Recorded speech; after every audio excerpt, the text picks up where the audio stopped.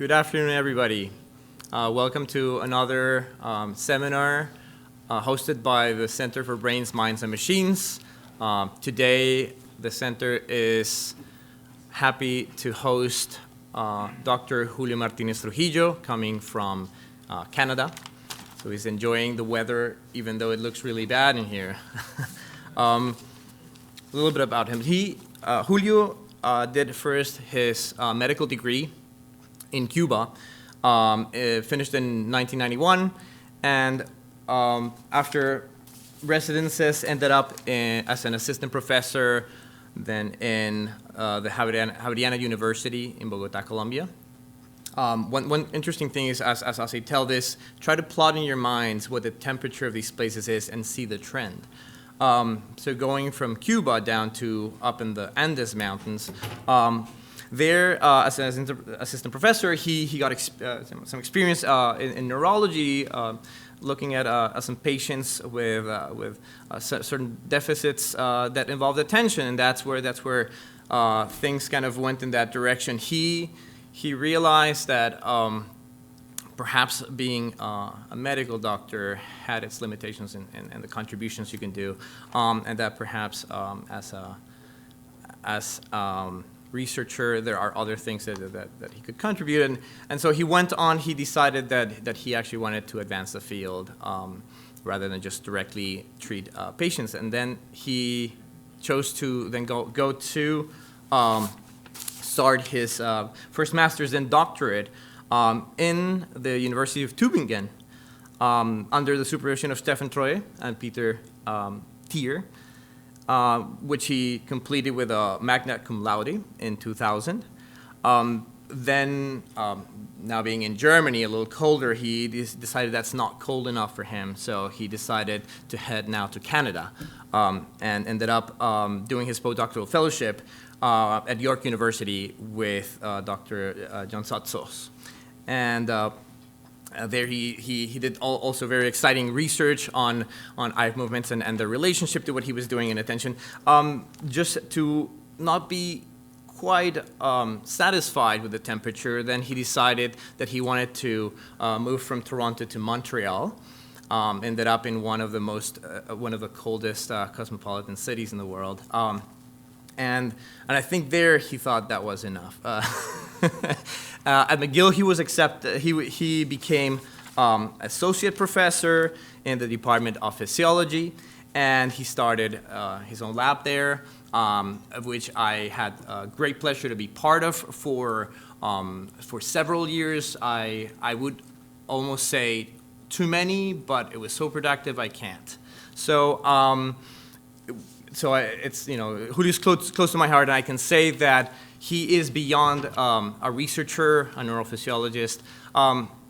He takes care of his people. Beyond that, he knows how to bring some of his personality into his people, to tell them about how to do research. He cares about those things. He doesn't just want to get things published. He wants to discuss. He wants to get he wants passion in it, and that's something that gets you excited about doing research, and that's invaluable.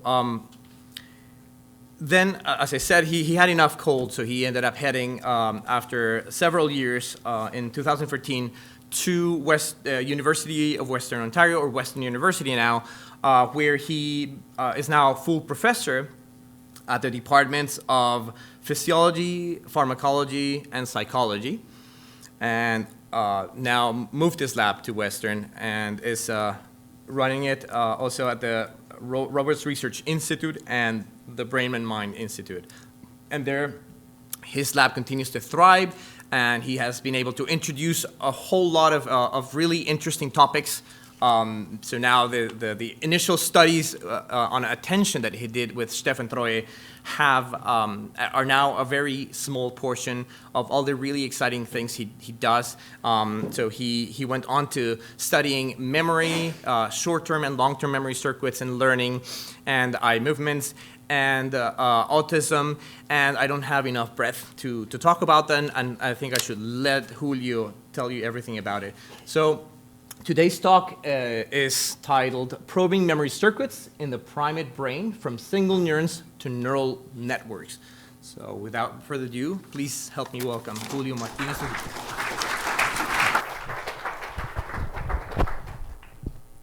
So I really thanks Diego for this generous introduction. Maybe I don't deserve it that much, but I want to say that I'm very happy to be here. I think that this is a great place to do science, and definitely thank you very much for the invitation, and all what I have seen today is just amazing. I also want to apologize for a small misspelling in pharmacology. It's not pharmacology, it's pharmacology. So, oh, for the lighting? Okay. Oh, that sounds good. So, to illustrate a little bit about the research that we'll be talking about today, this is a small, oh yeah, because that's the, this is a video game that some of my students in the lab program for fun. It's called Game of Runes. So what you have is a subject that basically got into this, supposed to be some kind of magic stone, so you pay close attention to that. And now there are 2 runes that they're going to appear there. You're going to remember those. Then you have to go through this corridor. I mean, the graphics needs to be upgraded because that was on Real Engine 3, but now I think I should do better than that. Now you choose those runes in the, on this big cave or, of the druids, and then you get into the stone, and if the runes are correct, you keep going. If the runes are incorrect, they dump you into some kind of dungeon. I don't want to go into that. So basically, in this task, you need to pay attention to the runes. You need to keep in short-term memory some representation of these runes. And actually, you keep if you keep doing the task again and again, you're going to probably learn the runic alphabet, which is somewhere in northern Germany and Holland today. I'm going to be talking about 2 aspects of this cognitive functions: short-term memory and long-term memory offline storage. So I always say that the challenge to neuroscientists is to find out how are neurons interconnected in the brain, within and between brain regions, and how do they interact to produce these functions. And I always try to, I'm going to show you these dots, and I'm going to start naming some of these dots, and you're going to tell me what that is. Probably some of you will. Diego, don't say it. Anyone know what that is? So that's a picture of the Montreal subway. So, and I feel that pretty much what you're going is like if we go 3,000 years ahead and we go to the city of Montreal and we have to start digging and discover how these people transported, go from place A to point B, what we're doing in the brain is trying to poke the brain and trying to do fMRI and find from the nodes of this network, then to do anatomical studies, trying to find the connectivity between the nodes, and then trying to find how many passengers are transported from one train station to another, so at every given moment. So knowing the structural connectivity, you don't know the functional connectivity of the function still, but the worst thing is that now these nodes, they don't look all alike. So in all the brain areas, they don't have the same anatomical structure. So in the talk, I'm going to talk about coding of short-term memory by single neurons and neural ensembles, mainly in the outer prefrontal cortex. Also, I may touch some other areas of the brain. The coding of long-term memory by single neurons and neural ensembles in the hippocampus. So the macaque brain information goes into the LGN, and from there it goes to V1 and going to 2 main pathways, and information also flows back into other into areas. So there are as many connections, feedback connections, and feed-forward connection. A definition of visual working memory is the maintenance and manipulation of visual information relevant to behavior for short time intervals, generally second. I'm going to stick to this definition of working memory, mainly into the maintenance aspects of working memory more than manipulation, which is what most electrophysiologists do, working in non-human primates.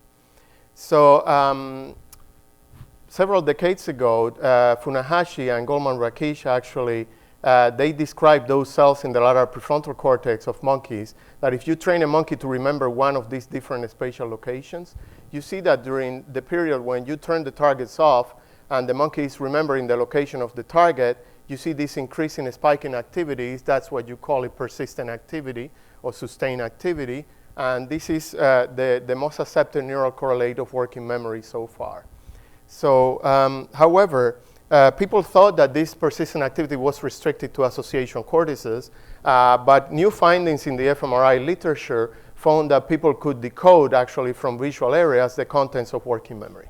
So that poses the question, is really working memory something that is of these neural correlates found only in visual areas, or this is something that is found also in several other brain areas, like, for example, sensory cortices. So we set in the quest to answer this question, and that was Diego's project, and we talk about how we could map different brain areas with the same task and actually look at the neural correlates in working memory. So what we decided to do was to put different electrodes in different brain areas. One was in MT, the other in MST, and the other in the lateral prefrontal cortex of macaque monkeys, performing a working memory task, and to examine whether working memory actually exists, or the correlates of working memory exist in these different areas. So by the way, these areas actually project to each other, forward and feedback. So here is the results in one slide. I mean, I can't summarize all the work, but I have to move on because I want to show some of the data.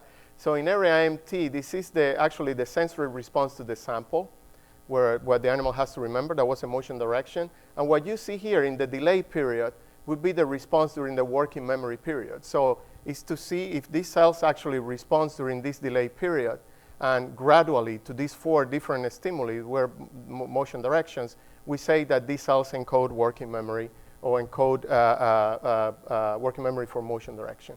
MT didn't show that pattern, but MST and the lateral prefrontal cortex, they both show activity, persistent activity that represented the contents of working memory. So from this work, we conclude actually that working memory is presented in association cortices, MST and area A46 in the lateral prefrontal cortex. I'm going to use A46 and lateral prefrontal cortex interchangeably here in this talk. But it's not presented, it's not in sensory cortices. So what we concluded was a transition in cortical architecture in these different from sensory areas to MST that allows somehow working memory representations to arise. Now, the next question that we set to answer is, what are the features of cortical microcircuits that allow persistent activity to emerge? And we came with 2 very simple hypotheses.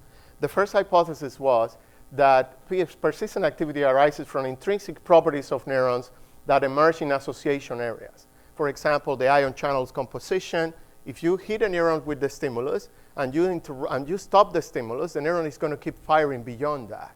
It's equivalent to a long time constant. So it's a very simple model. And the second model was that persistent activity arises from network properties such as recurrent dynamics that happens between neurons in these different within a microcircuit. This is not that crazy. For a system neurophysiology that is used to see the brain as a network, it looks a little bit extreme. But if you look at, of course, the third hypothesis, 1 and 2.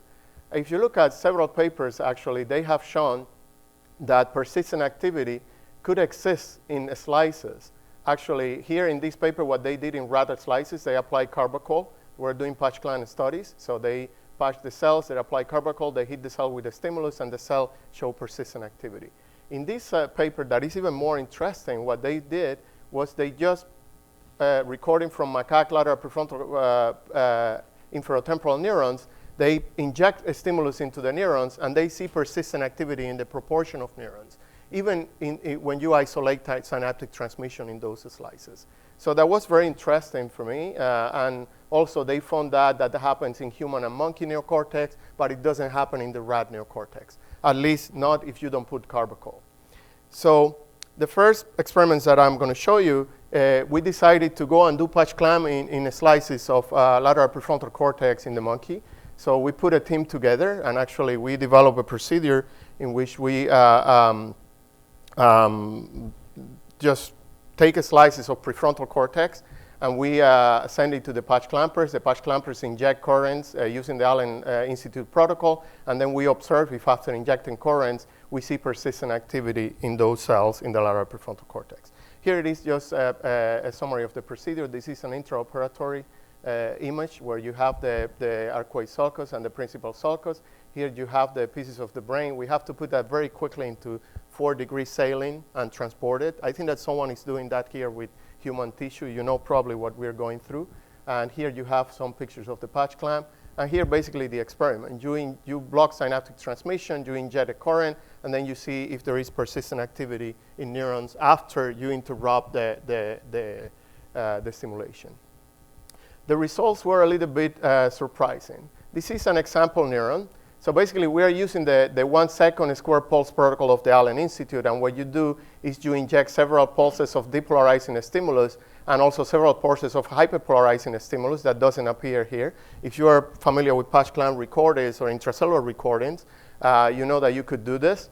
So in this case, this cell is a very typical fast spiking cell. What you see here is just the raw traces, and here for each one of the stimulus intensity, the spike rasters. These cells, when you stop the stimulus, the cell stops spiking. So there is no persistent activity. But we found other cells that they look very interesting. For example, what we call it rebound persistent activity, which are cells that they don't have persistent activity when you inject the polarizing pulses here in green, but when you inject hyperpolarizing pulses, the cell have rebound spikes here. And here you see this big H current, if you're familiar with these traces, that is very prominent in monkeys as much as in humans.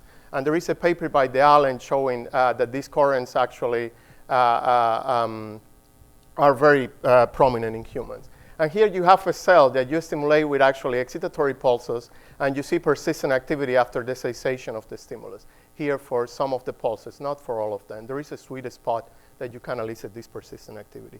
Doing this, we found that actually persistent activity is in about 1/4 of 164 neurons that we patches in 5 animals. So basically, the interesting thing here, or the thing to do here, is try to classify those neurons and see if there is anything special with the morphology of the neurons. We injected them with biocytine, and then we actually tried to look at the reconstruction. This reconstruction is not quite ready. We still have to reconstruct the axon, and we're trying to classify those neurons that they show persistent activity. So the answer to the 2 hypotheses is like, well, it is complex. So in vitro, we find neurons that upon cessation of the stimulation, we have persistent activity. And this is blocking synaptic transmission. So it is a complex question. Now, we published a paper not long ago with Diego in which we look at different brain areas. In some areas, you have persistent activity. In some areas, you don't show much of the persistent activity during working memory tasks. And there is this paper here in Boston by Jennifer Lupke, where she's looking at actually characteristics of pyramidal neurons in the neocortex. This is in the mouse compared V1 and prefrontal cortex, and this is in the human compared V1 and prefrontal cortex. And what we see, in the monkey. And what we see is that this pyramidal cell grows like almost is a giant relative to the V1 neuron in the lateral prefrontal cortex. So the morphology of the different neuron types, it seems to be that has evolved quite a bit in primates. And actually, we don't know the whole truth about this. And we are trying to do more research to understand cell types and how they relate to these functions that we are looking in cognition. Now, what other features of cortical circuits may actually make persistent activity to arise? We were looking into a model of Xiaojing 1 that is basically based in neuron types. So neuron types in the cortex are very diverse, and they're connected into a certain way that, luckily for us, there is a lot of tools out there that we're trying to explore this question. Xiaojing's model, actually, that it was taken from his work with Patricia Goldman-Rakic, too, and so proposes that you have here in gray the pyramidal neurons with the apical dendrites, and you have 3 types of interneurons: the parvalbumin interneuron, the calretinin interneurons, and the calbindin interneurons. These are calcium-binding proteins that if you actually tag the neurons with certain antibodies for these proteins, you can segregate the neurons into almost 3 different exclusive groups. They're not completely exclusive, but more than 90% of the cells you can classify according to this. So the whole idea here is that the parvalbumin, the pyramidal neuron, excites the PV interneuron, and the PV interneuron sends feedback inhibitory signals to the same neuron, and basically to the neurons here on the side, more strongly to neurons encoding different features as this specifically neuron that is activated. And now this synapses into the calretinin interneuron. Now the calretinin interneuron almost exclusively synapses into the calbindin interneuron. And the calbindin interneuron controls the flow of excitation through the apical dendrites. This is what we call in the calretinin interneuron, inhibition of inhibition. And because it basically is an interneuron that facilitates pyramidal cell excitation. And you have now the PV that inhibit the pyramidal cells. So the whole idea that he was proposing was that you have an increase in association cortices, you have an increase in calretinin interneurons, and therefore you have the inhibition of this neuron that actually shuts down the apical dendrites of the pyramidal cells, and you can have a flow of inputs, and that may actually favor recurrent excitation. It's a kind of a simple idea. So that was the idea. Now, what can you do as a system neurophysiologist? You can actually look at the width of your action potential. And luckily for us, actually, the narrow spiking cells, most of them are parvalbumin interneurons. The broad spiking cells, I don't think that you can tell much about whether they are pyramidal calretinin of calbindin, rather than because they're more pyramidal cells than anything else, the probability to be a pyramidal cell if your broad spiking is larger. But I don't think that you can tell much about it. So what we did was basically we sorted our spikes in these three different areas.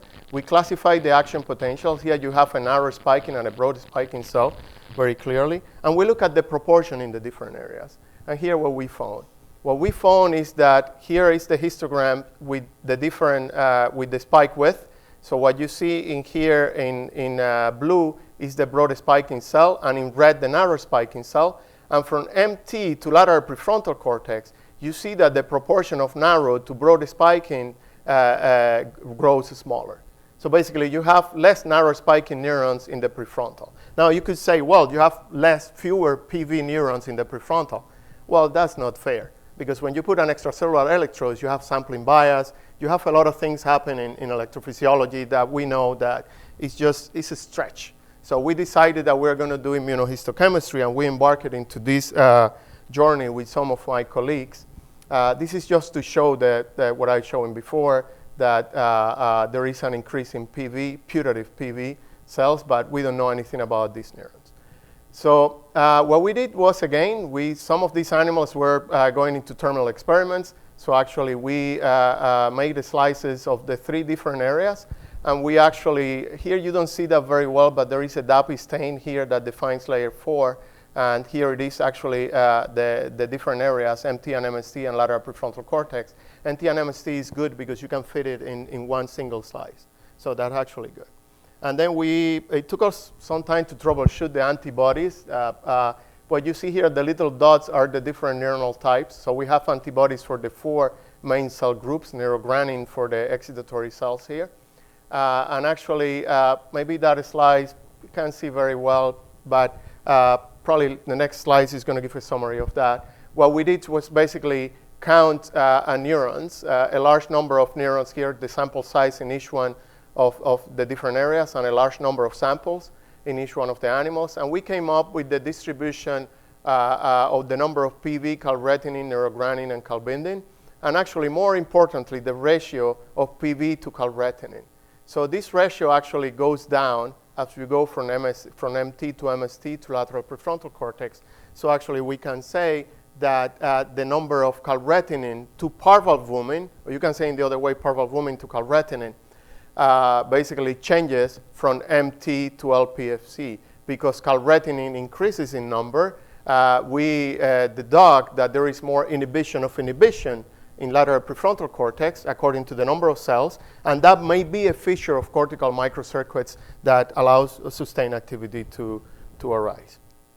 So that's basically the same review that we were talking about, that in these association areas, like here, for example, IT, and here you find the prefrontal cortex, you have sustained activity, but when you look at primary sensory areas, here in visual cortex and here in somatosensory cortices, actually you don't see that often, the sustained activity.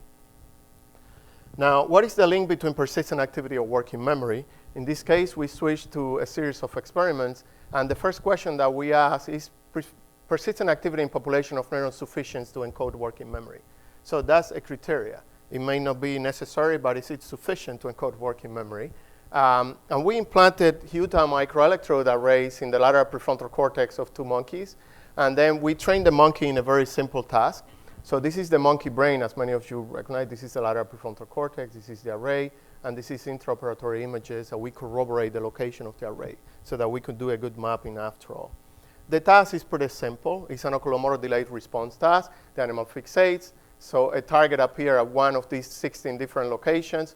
So the dots is the dotted line is to just signal the locations. In reality, there is a blank screen only with the target. Then there is a delay period, and the animal, when the fixation point goes off, makes a cut to the remember location. It's a typical working memory task that you actually, this is the activity during the delay period in one example neuron. This is not surprising. I mean, this is very well known. And this is actually the resective field of this specific neuron for the 16 different locations. Here, these cells, for example, like the right lower quadrant, so has the memory field in the right lower quadrant. Now, what we did was to use a machine learning procedure in which we actually tell the best cells that we have with the best selectivity, and actually we start pairing these cells with every other single cell that we recorded simultaneously. And we call it the best of ensemble method.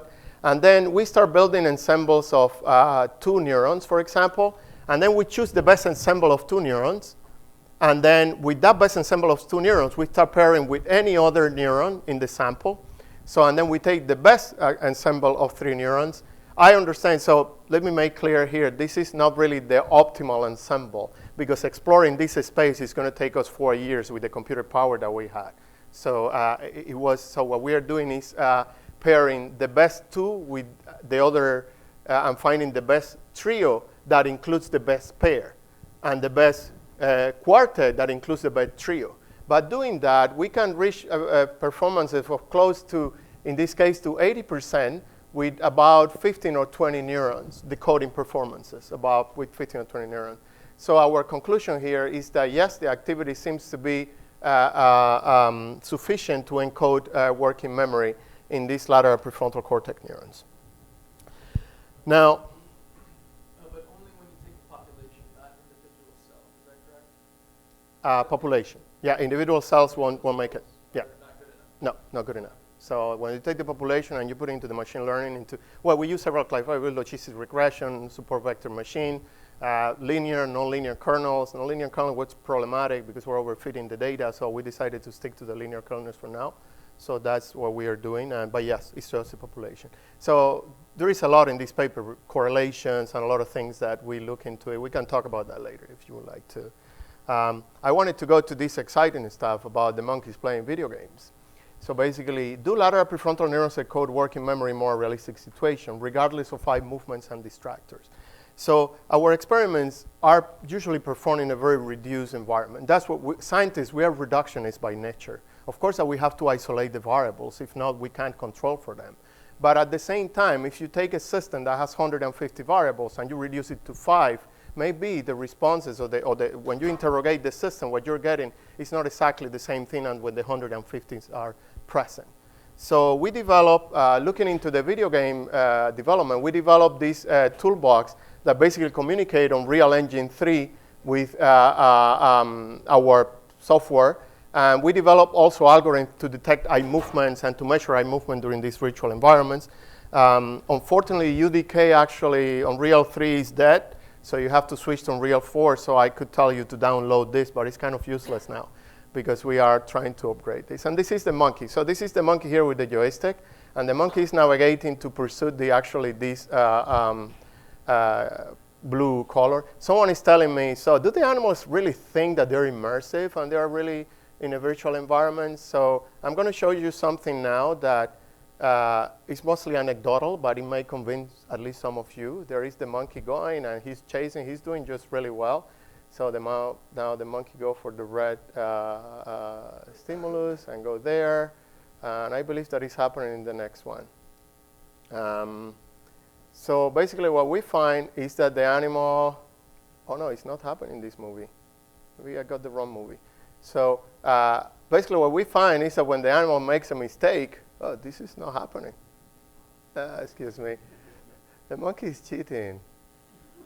So at some point the animal, if I keep playing the video, probably you will see, at some point the animal goes into the left one and he backs up the wall and try to go to the other one. That's what it is in the video. Probably this video probably has to go for a long time. But I do believe that the animals are navigating the environment. They avoid obstacles. They go around them. So that's the evidence that I have so far. Now, we created this virtual arena for doing a virtual working memory task. And in the virtual arena, it's just motivated by circular mazes. So we have the animal in this podium, and you have these 9 different locations. The animal is basically navigating with the joystick. And the task is kind of simple. So you shine this stimulus somewhere, then you have a virtual gate that doesn't let the monkey to go. And then you let the monkey go. Let's say now this goes off. He can go. That's a delay period. And now he goes, and then he hit the location, and he gets a reward. The monkey does that again and again and again, and actually he does pretty well this task. In this task, you can identify 3 different periods. The cue, that is about 3 seconds, the delay, that is about 2 seconds, and the response, that is about 10 seconds. So, and during these different periods, you can ask 2 different questions. In this case, we ask, first, do lateral prefrontal neurons and populations encode visual working memory in virtual environments in the presence of eye movements and visual stimulation? Remember, we didn't control for eye.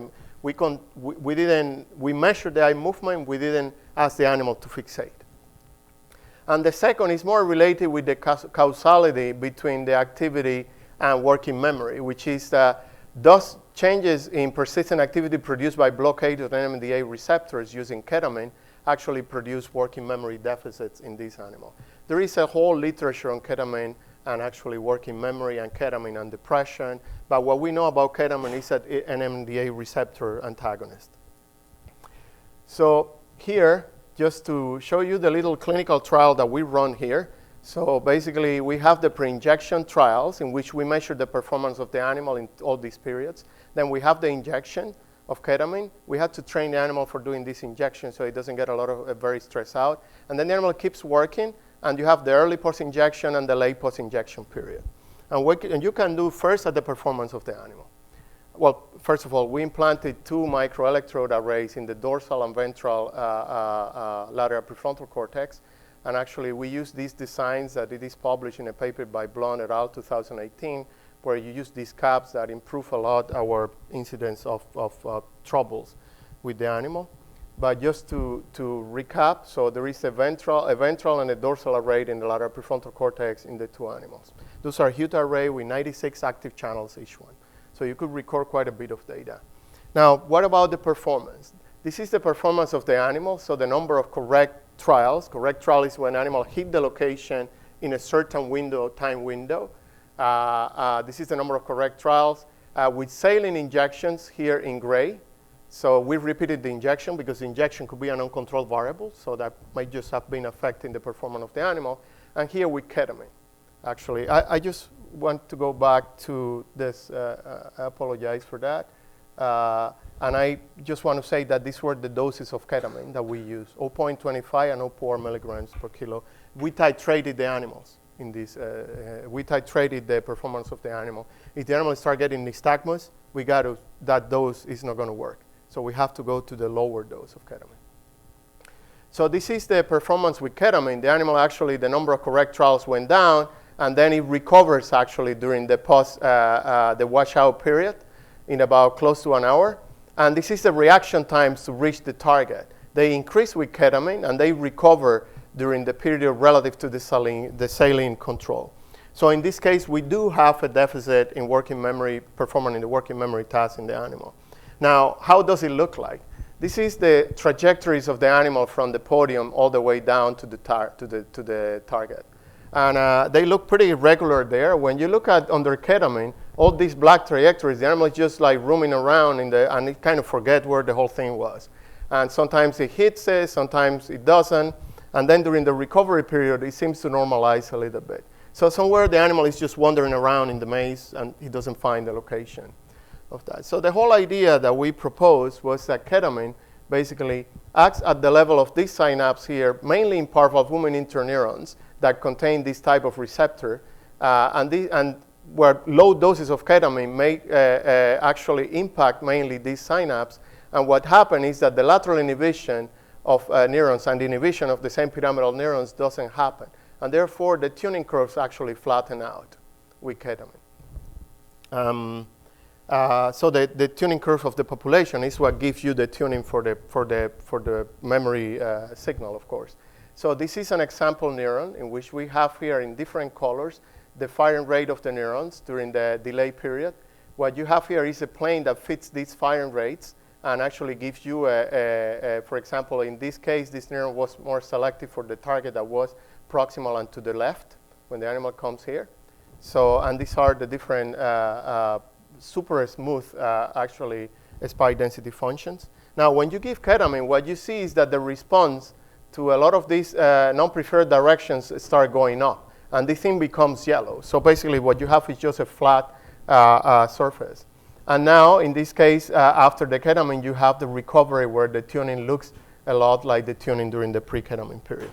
So the conclusion here is that during ketamine, relative to saline, a lot of the neurons, what you see here in this pie graph is the pre-injection selectivity. Here, the percentage of neurons non-selective, and here the percentage of neurons selective for the different periods of the task.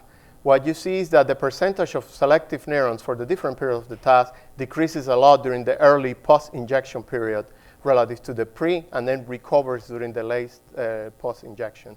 That doesn't happen with saline. With saline, you see that these proportions remain very similar. So basically, we can conclude that ketamine actually decreases the tuning of LPFC neurons. Now, you can put all this data that we're recording simultaneously into a classifier, a linear classifier, and you're trying to classify the remember location in the different task periods. So what you see in green and blue is the performance of the classifiers during the different period Q delay and response, actually during the pre and the late post-injection. And during the early post-injection, the classifier actually drops in performance. We're investigating why these drops happens. I suspect that it's a loss of the signal rather than noise correlations or spike count correlations, but we have to investigate that more. Now, interestingly, if you do that with saline, the classifier doesn't drop in performance during the early post-injection period. So we have evidence at the single neuron and at the population level that this is happening. What about eye movements? I know that many of you are dying to ask me, but you have the gaze on constraint. So here is the thing. The animal is looking everywhere. So it doesn't matter if the animal is navigating to there. He's not going like navigating to that position. He's just navigating there, and he's looking everywhere. He's just taking his time to look everywhere. So I don't think that we can predict from the eye movements, actually, and from the eye fixations, where the animal is going to go. And this is just, I want to back up this statement. We took, actually, the eye positions, and we put it into a linear classifier, the eye position, to decode the location of the cue and where the animal was going to do the delay period, and the classifier is almost a chance. So basically, the way that you do this, you take the eye movement and you try to classify where the animal is going from these 9 different locations from the pattern of eye fixations. So the classifier is almost a chance. If you look at the neural data, the classifier is almost is not a chance, though we compensate for the number of features in these classifiers, number of neurons and number of features that we enter in the classifier. So basically, I don't think that the eye movement is a very reliable estimate of where the animal is going if we were thinking that. That's bad news because we use eye movement a lot in many of our tasks, including my lab. So sorry to be the bearer of the bad news. That doesn't mean that, anyway, you're not going to talk about this. Probably you're going to ask questions. So a summary, LPFC neuron encode working memory in naturalistic conditions in the presence of eye movement and distracted information. So ketamine reduces performance in the working memory task, and the spatial tuning is lost in individual neurons, and the ketamine decreases the accuracy of population decoding of target locations. I think that I started about 4:15, so I still have 15 minutes. And I want to talk to something that may be interesting to some people in the audience, so this coding of long-term memory by single neurons and ensembles in the During my life as a brain surgeon, it has been necessary to operate on a good many men and women, a good many hundreds, and to expose the brain under local anesthesia with the patient conscious.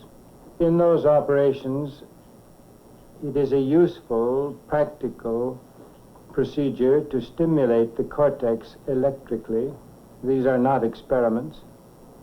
In that process, we have stumbled quite accidentally on the fact that there is recorded in the nerve cells of the human brain a complete record of the stream of consciousness. All those things of which a man was aware in any moment of time.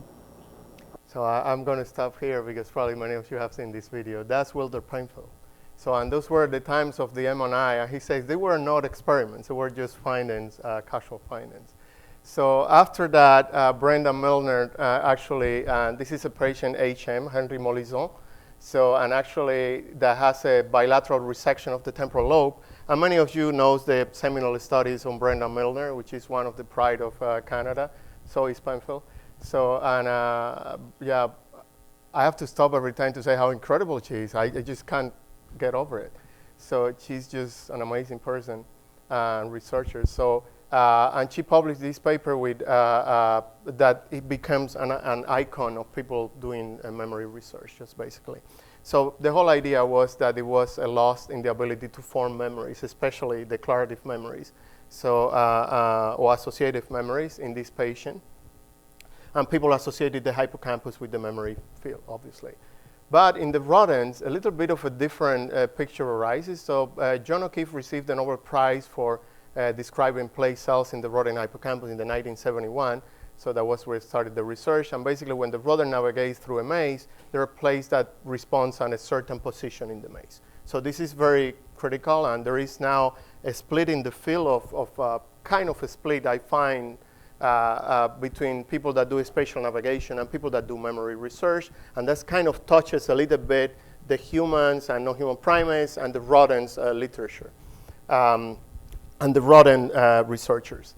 So as many of you know. So one of the questions that we wanted to answer by going into the hippocampus and look at the nature of the representations in the hippocampus of the memory representations was how does mnemonic coding of a space and visual feature interacts in primate hippocampus neuron during virtual navigation tasks. Of course, virtual navigation became available at this time because we have now the virtual environments. The monkey can use a joystick. So, and it was also a development of brain navigation techniques that some of the companies that were based in Montreal at that time, Rogue Research, worked with us, and we could actually develop a very good targeting of the hippocampus, even with subfield resolution that we are doing at this point. And at this point, we aim to target the hippocampus in a virtual environment using different tasks, navigation tasks and associative memory.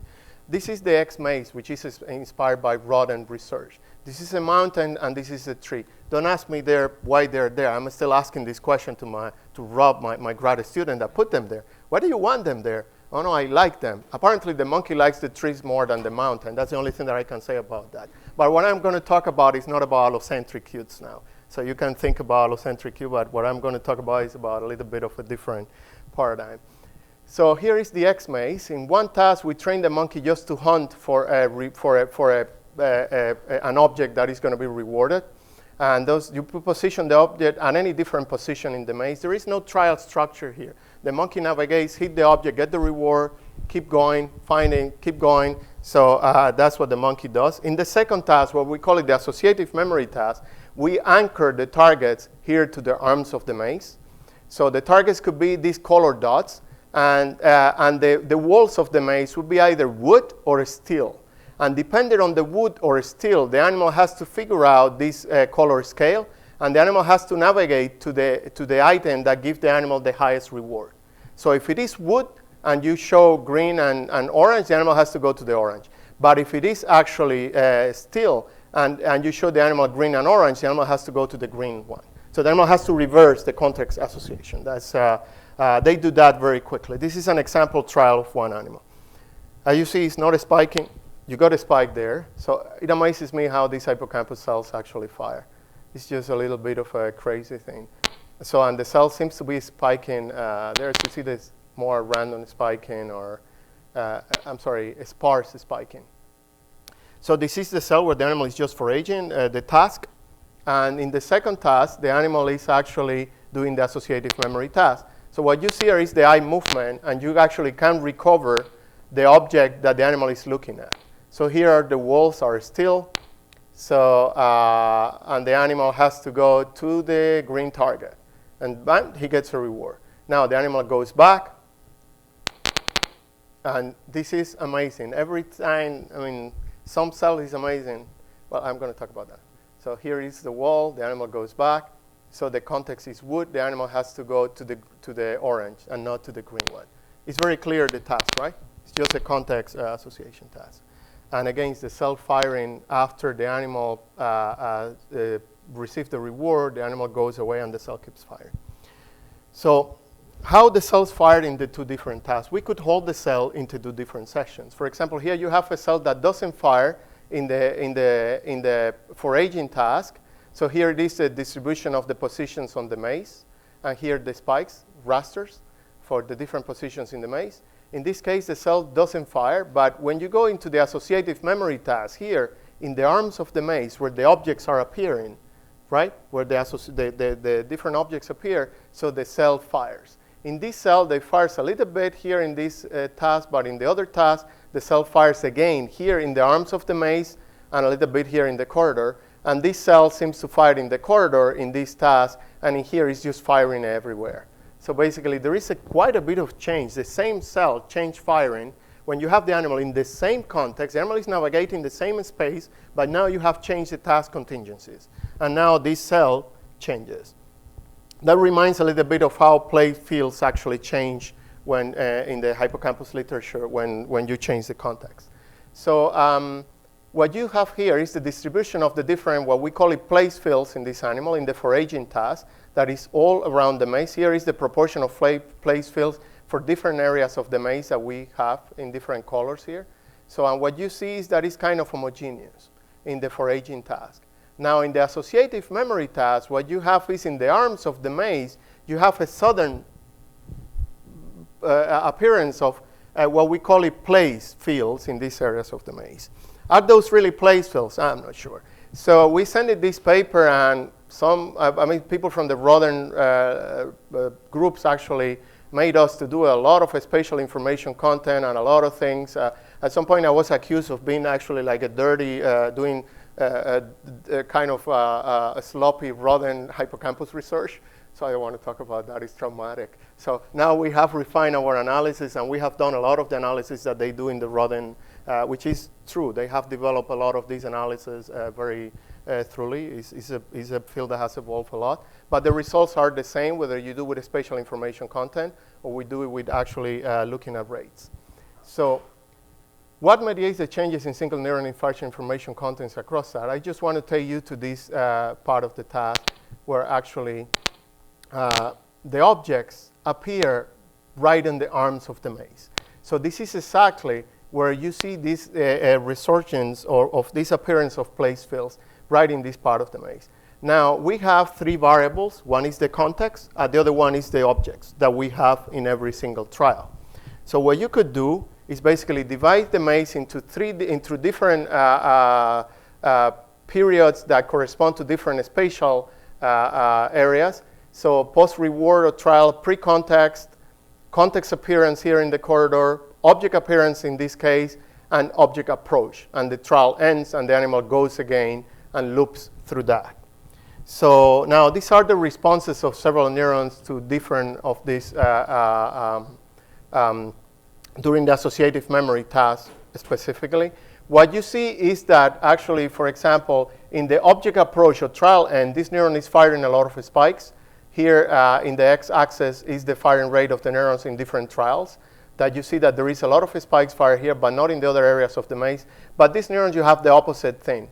That is happening actually when the animal is the post-reward trial. You can interpret that as the animal here is perceiving the stimuli. Here the animal maybe is rehearsing what kind of object pair association was shown in the maze. So what we did a linear regression in every single neuron, and what we see is actually that the beta coefficients for these specific areas of the maze, object approach, and in this case, post-reward, actually are increased. Let me explain this maybe a little bit better.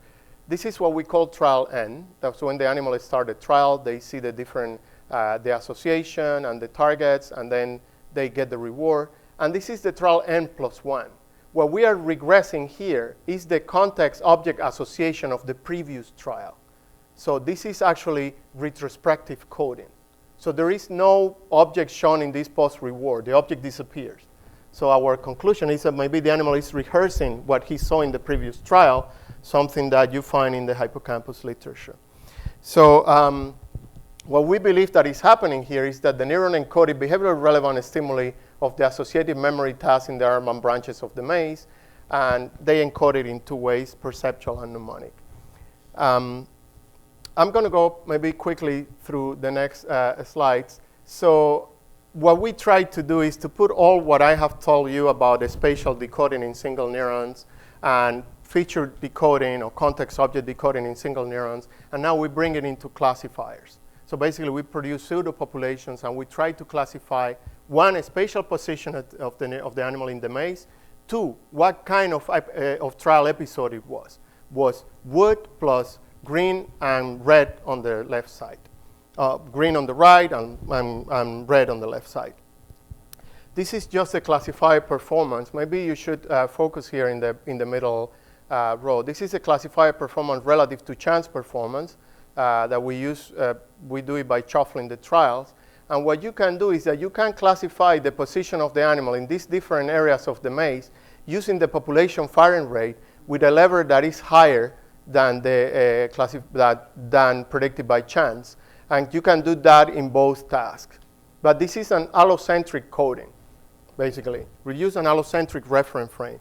Now, if we convert this allocentric reference frame into a direction-dependent frame, in this case, a trial that goes, for example, left up here to right down, and a trial that goes from left right down to up is considering the same thing because you kind of linearize the maze, and you consider that's like an egocentric frame in which the animal is navigating from the post-trial, from the reward toward the next goal. Your performance increasing substantially. So that's actually in both cases. These are the confusion matrices. Maybe we should focus on this for now.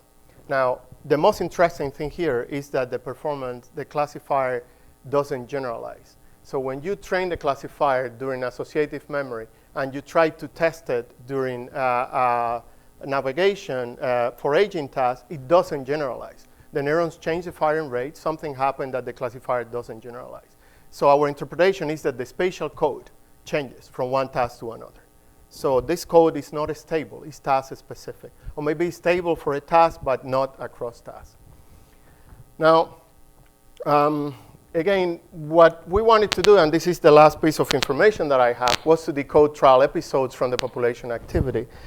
I don't want to talk about episodic memory because episodic memory is very hard to define, but about trial episodes. Can I decode that it was this context and there were two different, actually, green and orange in this case? The answer is actually yes. So we produce here the predicted label for the different combinations that we have of context and objects. Here, for example, wood, and here steel context, and here the different objects. And here we have the real label. This is the confusion matrix. And we have a very nice diagonal of the confusion matrix where we can actually decode above chance the trial episode that we show to the animal. And in this case, we decode that also prospectively, which is during the time period that the animal is approaching the target. We integrate firing rate over all this period. Or we can encode it retrospectively when the actual stimuli went off and the animal is going back to do the next trial during that period. Actually, this is prospective, and the other one is, so which is one? Yeah, this is the memory, retrospective and perceptual. And you increase actually your decoding accuracy in this case if you join all these, the two periods. here we have to compensate for the number of features of the classifiers that you can imagine, because here you have 2 time periods time number of neurons.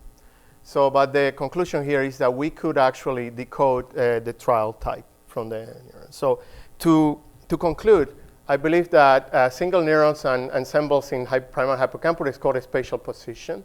This code is very similar to the one that they have seen in rodents.